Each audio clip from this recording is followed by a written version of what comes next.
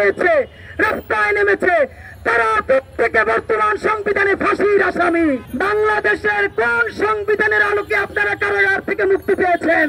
চুক্তি হচ্ছে এখন ছোটপটি, এটি আর এখন বড় কোনো বিষয় নয়। 1700 শহীদের রক্তে সেই সংবিধান রচিত হবে।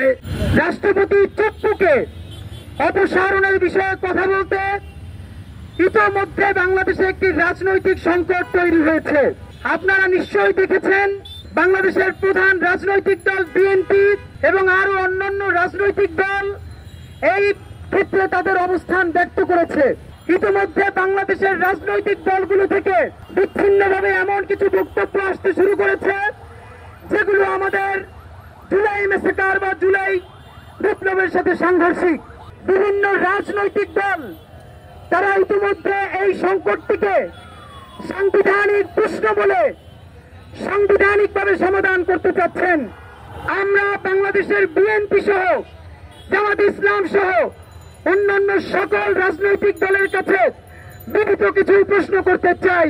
সর্বপ্রথম প্রশ্ন, যেই কারণে বাংলাদেশের জনগণের অভিপ্রায়ের সরকার, প্রধান উপদেষ্টা এবং অন্যান্য উপদেষ্টা বর্তমানে ক্ষমতাসীন হয়েছেন, বেগম খালেদা জিয়া কারা থেকে মুক্তি পেয়েছেন, অন্যান্য রাজনৈতিক দলের নেতারা তাদের মামলা থেকে মুক্তি পেয়েছেন, বাংলাদেশের কোন সংবিধানের আলোকে আপনারা কারাগার থেকে মুক্তি পেয়েছেন?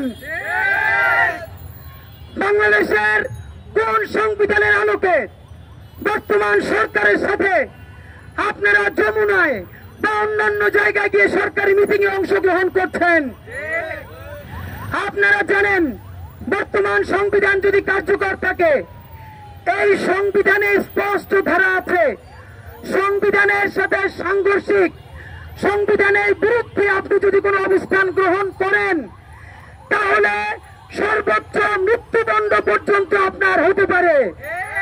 ঠিক সেই নিয়মে এই 5ই আগস্ট পর্যন্ত বাংলাদেশের লাখো লাখো ছাত্র জনতা, কৃষক, নারী পুরুষ নির্বিশেষে যারা শহীদ হয়েছে, আহত হয়েছে, রাস্তায় নেমেছে, তারা প্রত্যেকে বর্তমান সংবিধানে ফাঁসির আসামি।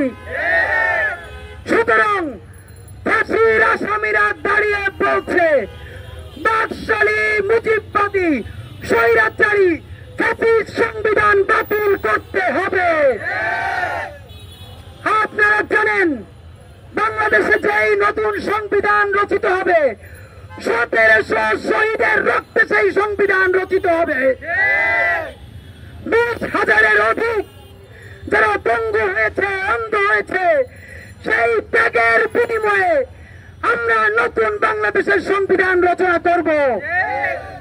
আপনারা জানেন সংবিধান, রাষ্ট্র এগুলো সর্বোচ্চ একটি রাজনৈতিক মীমাংসার ব্যাপার।